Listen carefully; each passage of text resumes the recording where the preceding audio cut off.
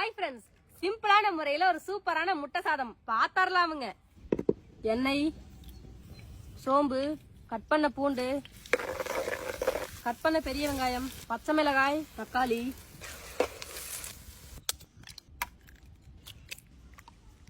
கொடமிளகாய்,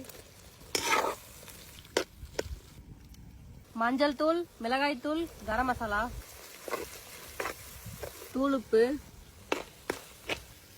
முட்டை,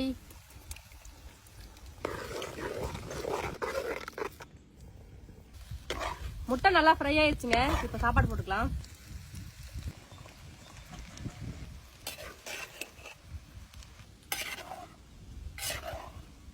மிளகுத்தூள், கரம் மசாலா, உப்பு, மேலாப்பழ மல்லி இலைகள்,